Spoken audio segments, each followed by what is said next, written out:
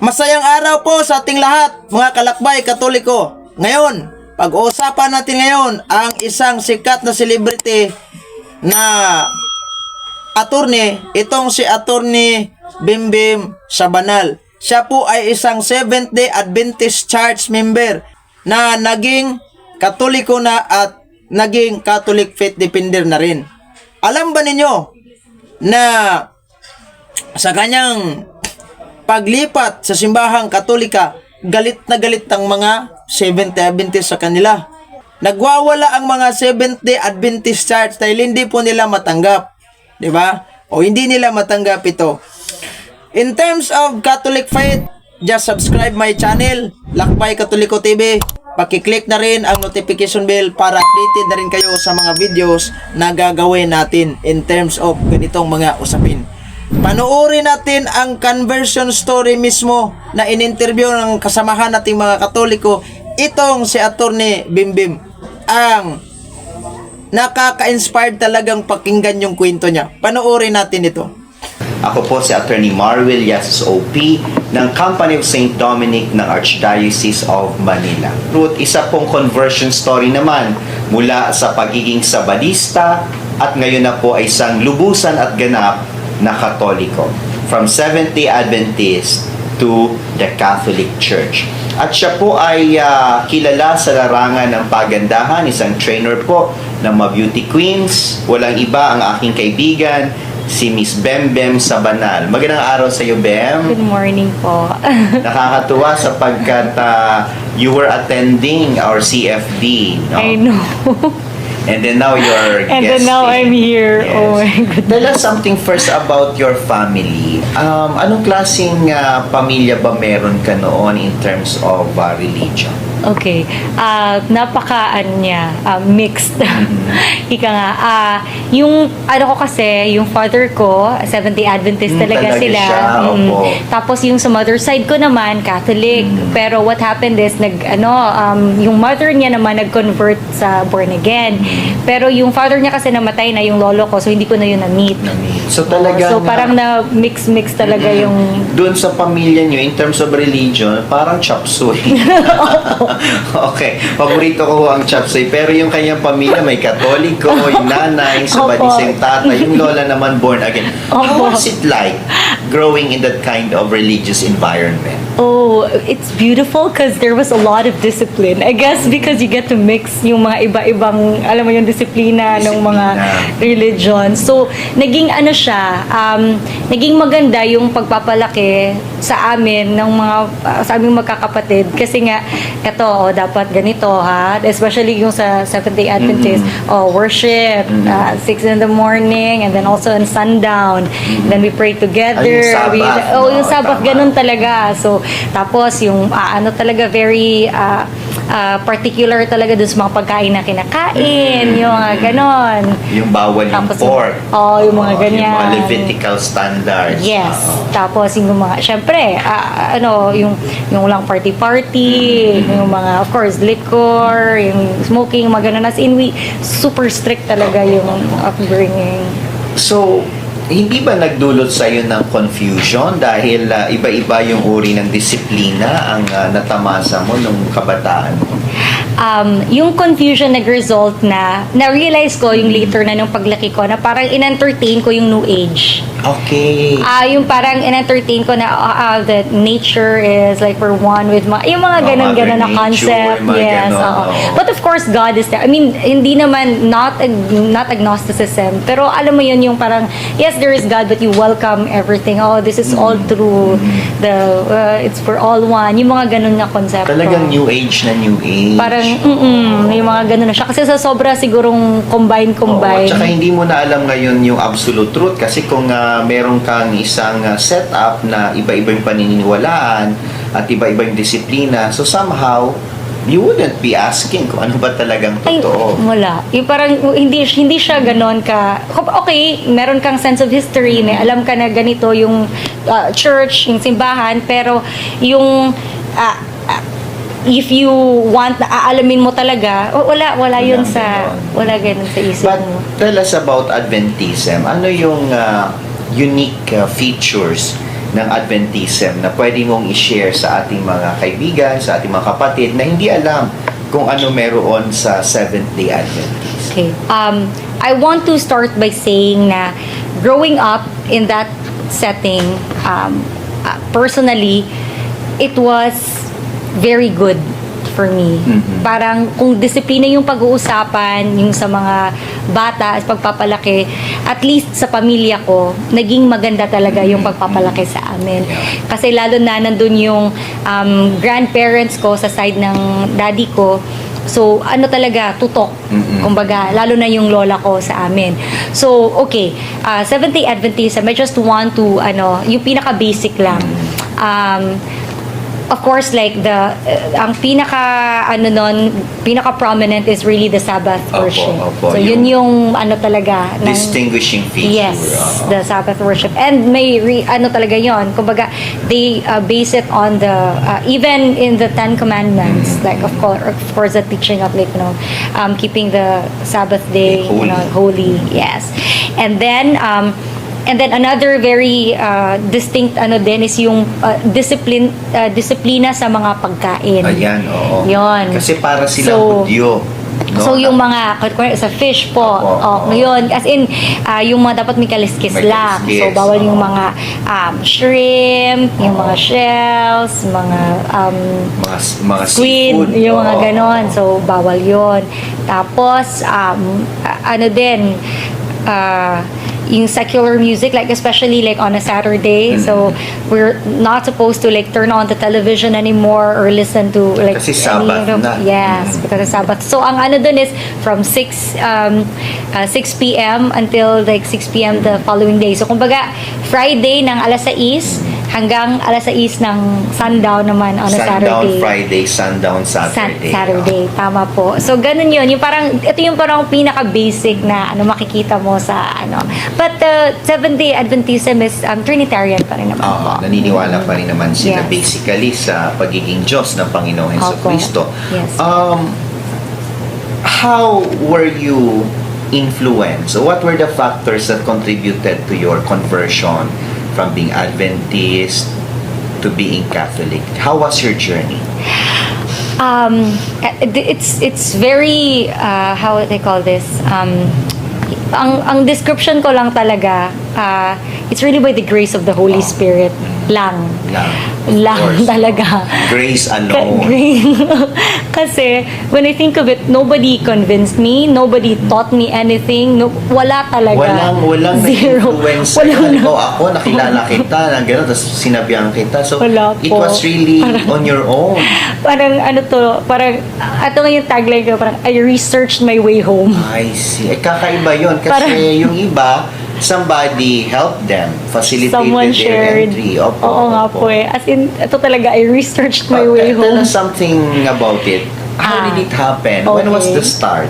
Okay, so, when I was, I think, because when I was in college po kasi, I already lived with, because I was in University of San Carlos in Cebu City, and then my parents wanted me to stay with the nuns, actually.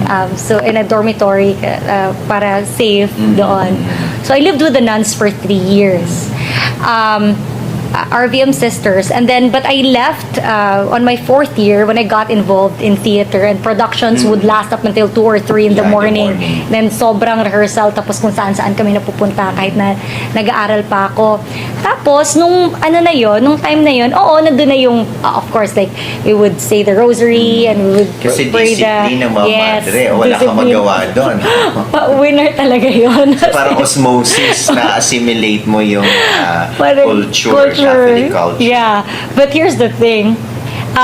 Even with that, I would when people ask me, parang wala nang masyadong question. Sabi ko, okay, I'm Catholic. Kasi nga, di ba, doon ako sa mga Parang wala nang parang wala nang tanong-tanong, But you I'm were not Catholic. Catholic yet then.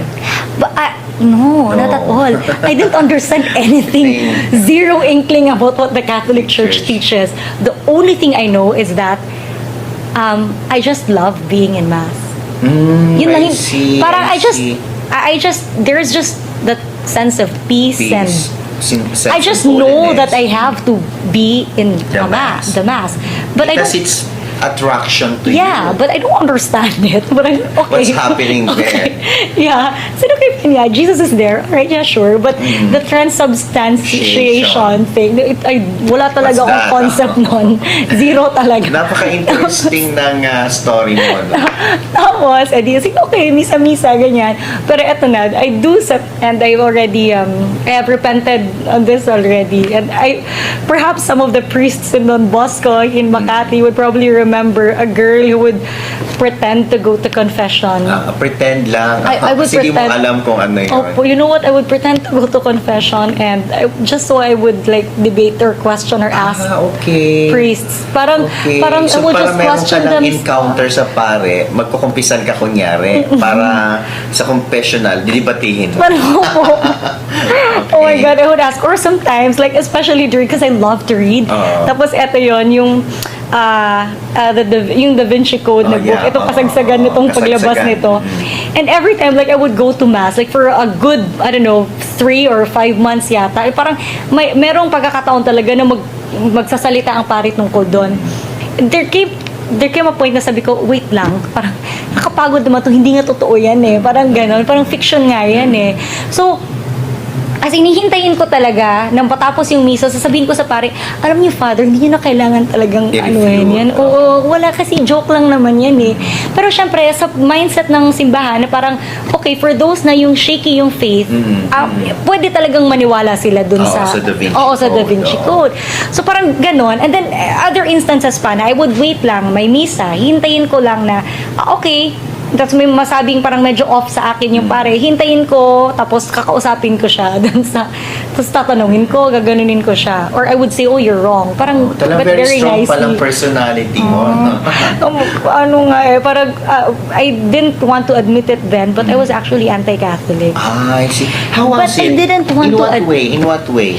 I guess because, like say for example, growing up in the Seventh-day Adventist kasi, you know, like the Mark of the Beast thing. The Whore of Babylon. Yeah, the Whore of, The Pope is the 666. Yes, he is that, and then the Vicarious Filii Dei. I mean, I grew up with that. I read about that, and then of It's being course preached to you.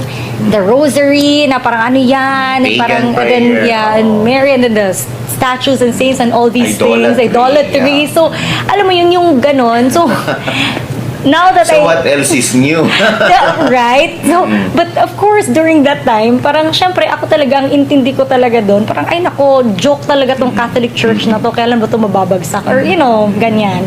So, kailan ba to tumigil-tigil tong mga, pinaggagawa mga kamaliang, mga pinagtuturo nito. Yung mga, ganun yung mindset. And especially because my grandfather would debate before, like, he's an elder in the Adventist Church. So parang pastor din. Tapos magde-debate siya, yan, gaganyan siya. Tapos mga other Catholics, debate niya rin. So parang ganun yung background. So eto na, when I was already, what do you call this? I mean, after college, parang nagsistart na ako na parang, Lord, saan ba talaga ako dadalhin? Where are you really gonna take me? Which church would you really want me to go to? But it has been a prayer for quite some time. But of course, the answer didn't come right away. Until I had a conversation with my dad about, for some reason, I've been consistently going to mass already, even if I didn't understand. Anything. Tapos sinabi ko sa kanya na hindi nga, kung Christian ka nga, ano ka talaga, sa linggo ka magsisimba, hindi ka nga sa Sabado magsisimba, kung isa kang Christian. Tapos syempre sasabihin niya, wala akong masagot. So adamant talaga siya kasi yun ang basic feature ng Adventism. Yes. Sabado magsamba. And of course, honor thy father and thy mother. So of course, he's my father. So I have to honor, right? That's up to yung discipline pa. So ang ginawa ko nun, I started researching. So okay, what does the Catholic Church, and I didn't even look at history yet. So I said, okay, what does the Catholic Church talk about? I mean, what does it stand when it comes to, what is its stand when it comes to itong Sabbath worship? Okay.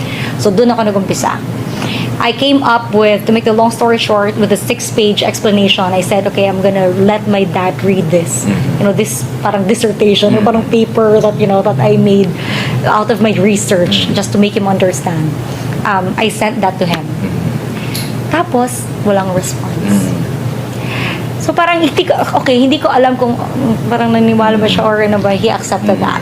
Or just simply ignored it. Or if he ignored it. All I can say is that I don't know how he received it, but as far as I know, last yung Pentecost Sunday of this year, I was able to bring my entire family to the Catholic Church. To the church? Yes. Where is that church? In Rojas City in Capiz. Oh, I see. Yes. Tapos I was able to bring them there. My dad didn't really attend the mass, but he was in the church and he stayed in your the Blessed family? Sacrament. My entire So it's family. a family conversion. And I brought Except them. your dad. Yeah, I mean, they were there, but they didn't attend the mass. But I think they were just there because I invited them. Of course. Parang ganun lang. Out of Yes. civility and courtesy. Yes, and so I said, because it was their anniversary also, it fell on my parents' anniversary. I said, okay, let's all go to mass together. That was my excuse. Well, it's your anniversary, we need to go to church together.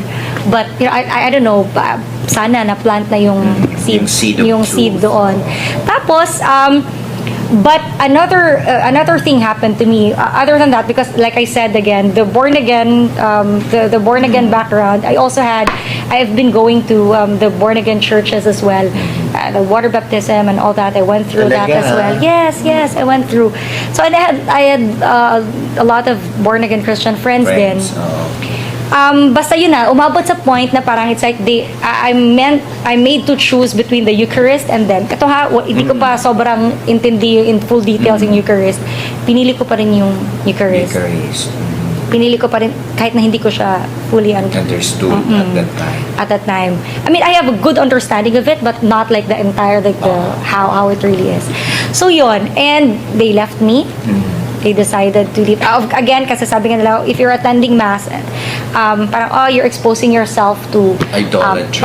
That, and the spirits there, what is that? Yung mga ganon na, but of course, I have to defend them. I said, my born again Christian friends, they love me, and then they want me to get to my faith without their influence. So, naintindihan ko bakit nila ako kailangang iwan. Kasi out of love. So, that's why I still chose the Eucharist. Tell me about, were there persecutions also or discrimination that you experienced from your family members or even from friends because of your choice of choosing Jesus in the Eucharist? And of course, if you choose Jesus in the Eucharist, you're choosing the Catholic Church. Right. So that was it. That was that's a very good follow-up question. Kasi yung mga friends ko na yun, they were very close to me talaga. And the friendship stays. Yeah. But when I say persecution, I'm not sure if I should call it persecution. But abandonment, I guess. Yeah, there. I think it's that. I was abandoned. But again, I know that their view is out of love. So that, because that's how hardcore evangelicals are. Yes, that's how they are. If they really love you, they would really do that and separate themselves. So it's abandonment, I guess, not necessarily persecution. How did it feel? It was sad. Syempre, it was sad. But then that opened the door for me to actually study more about the Catholic faith. And so when that happened, and although before nag-umpisa na ako, medyo nagsa-start na yung research ko, the more na ngayon, as in I bought materials already. This time I bought books already. Books like and volumes of books. I downloaded PDF and videos and stuff like that. And you even attended our CFD. And the funny, I said, oh my God, Lord, maybe I should go to school or something. So you really took your study of the Catholic faith seriously, Yes. And even to the extent of thinking of enrolling in a course. I know. I talked to like one priest in Don Bosco, and he said, well, if that's the only thing that you want, if it's just the early church fathers, you can always just sit in if you want.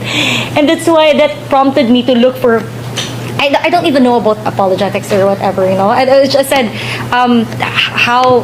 where can I find like something here in Manila that would teach me that?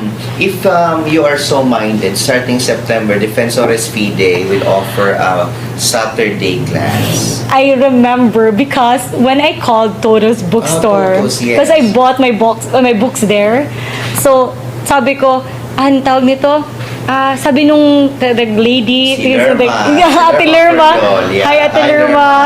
I'm here. Vlogging. Nung what you call this, nung binili ko yung mga books ko, siya talaga yung sabi, uy, merong September hanggang December na class. Sabi ko, sige, sali ko. Tapos, nung time na yon kasi this was during like early this year pa, siguro mga March pa yata March to. pa. Sabi ko, parang ang tagal naman. Hindi ka Sabi makapaghintay ko, for September. "Oh, Well, it's just a hindi month po." away from now. Sabi ko, hindi po. Taka, yun na yun. When, remember, I know it was such a surprise. I messaged you this really long message in Facebook because I found your name. Because I found an article. Did I reply? Yes, you did. You told me, thank you, Bam Bam. Don't worry, we will post the schedule. Wow. Yeah. Okay. Kasi masyado ako suplado sa Facebook. One-liner ako sa I know, but you didn't. You weren't suplado to me. Siyempre, tinitingnan ko yung profile pic.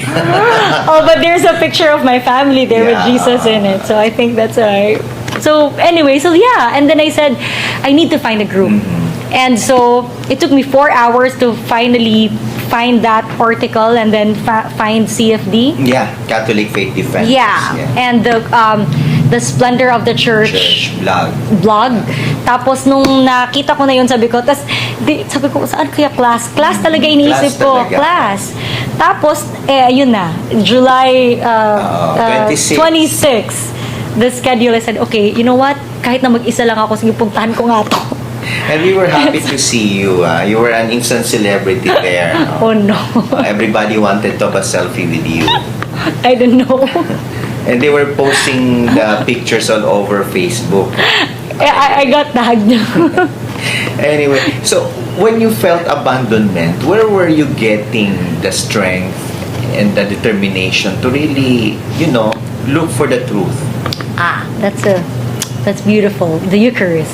My answer is the Eucharist. If there is anything that I can confidently talk about now, it's the Eucharist. The very first thing that I wrote, a very long defense of my conversion. Well, I didn't really. Hindi naman na para I have to make a defense, but more of this is me declaring that I am here. I am a Catholic because of this. The Eucharist.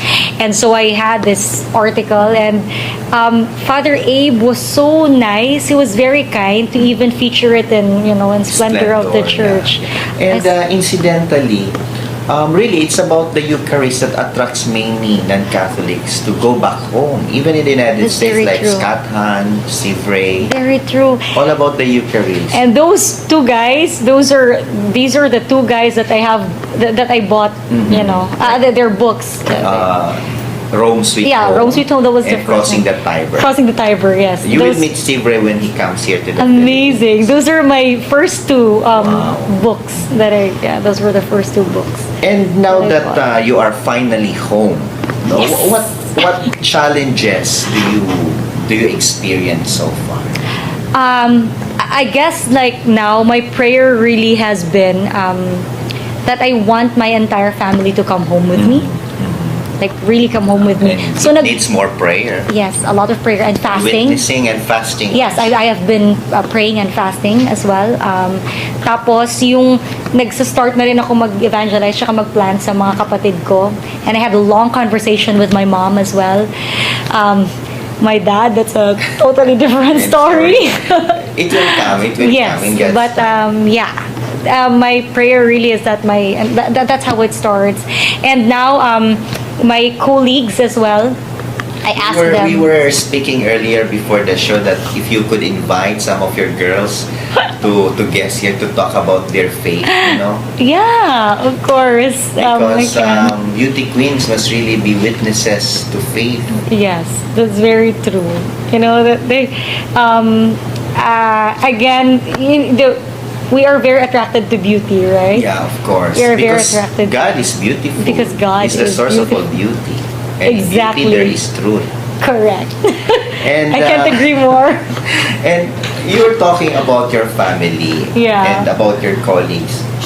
How are you able to answer their questions or their challenges or their confusion? How do you witness to them Give us some tips. Okay, so this is how I start. When I started learning, when I started the research, sabi ko, okay, Lord, parang na-overwhelm ako kasi sabi ko parang ang dami nito. Hindi ko alam kung saan ako mag-uumpisa kasi sabi ko mag-share ka. Talagang- Tapos alangan namang pag when we talk, sabihin ko, Clement the First, Oh, Ignatius yeah. of Antioch, alangan naman magaganon ako, Polycarp, magaganyan ako. So I'm sorry. So, hindi ko naman pwedeng umpisahan sa ganon. Although it's na-excite ka. So true. But of course, in my prayer, the Holy Spirit impressed upon me na you evangelize first really by acts of love, That's true. kindness, mercy, humility, compassion. That's really how you should evangelize. Yung conversations, it will start to open once the people are very comfortable. Yeah. You won't even have to ask or initiate anything. Yeah. They will ask because they see the life that you live. That's true.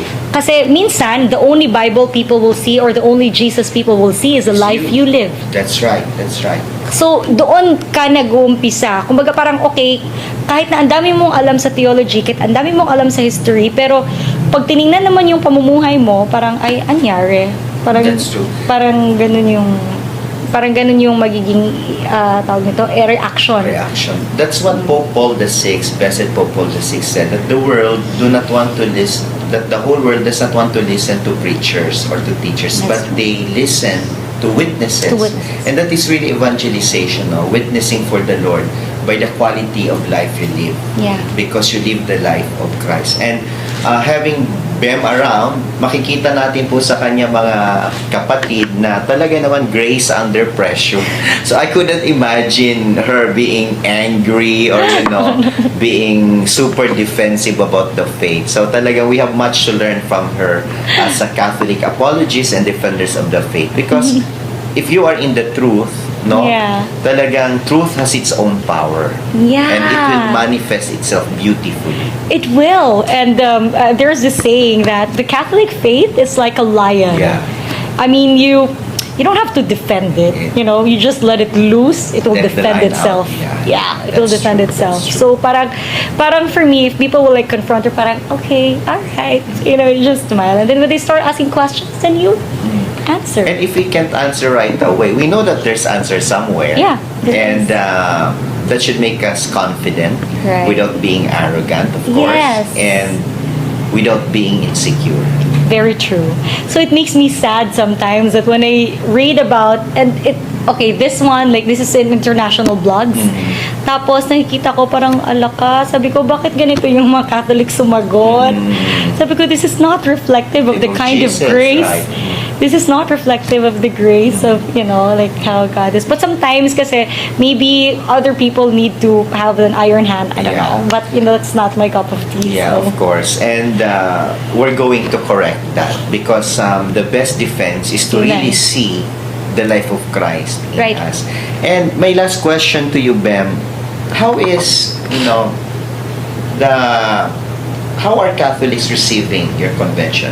Kumusta naman yung pagtanggap sa iyo ng mga Katoliko? Oh my God, this is so funny. Sometimes, I would ask them questions and I would tell them stuff that I know, and they're like, "Huh? What's that?" I'm like, wait, hold on. Are you cradle Catholic? Yeah, I'm cradle. Wait lang, ba't di ko alam yan? Sabi ko, kasi ganito. And sometimes I end up explaining to them pa. Yung dati pang Sabadistang nag-i-explain Sabi ko, hala ka, minsan, parang dapat sana alam to ng lahat ng Catholics. That's why I'm sobrang, I fell in love with apologetics. Yeah. I fell in love with, that's why. Defending the hope that Yeah, is the in hope us, that is in you. but with gentleness and respect. And respect, yes. My And final- beauty again. And beauty And again. beauty. And actually, sabi ko kanina, final question. But this is really my final question. Do you have any regret going home? Oh my goodness. I love being home. I mean, oh my God, thank God I'm Thank home. God you're home and we're so Yeah. happy you are home. Yes. And for your final message, Bem, Okay. If you're a Catholic, I encourage you to really study, get to know your Catholic faith, I encourage you to really understand the history, the theology behind the teachings of the Catholic faith, because this really encompasses all the other Christian beliefs that's out there. You know, you will come to the fullness of your understanding in the Catholic faith. If you're a non-Catholic, try to look at the Catholic Church from the inside. Hindi yung titingnan mo siya sa labas. Kasi hindi mo siya maintindihan kung nakatingin ka sa labas. Tapos ang maririnig mo lang is yung mga very, very bad propaganda. And I've read a lot of literature tungkol sa mga maling supposedly paniniwala ng Catholic Church. So I encourage you to really look at the Catholic faith within and start from Jesus Christ, the apostles, and and the early church fathers, those that really the apostles taught, and then and let's see what happens from there. Bem, welcome home. Thank you. In beauty, there is truth. Sa kagandahan, merong katotohanan. At alamin po natin ang katotohanan na siyang tunay na magpapalaya sa atin.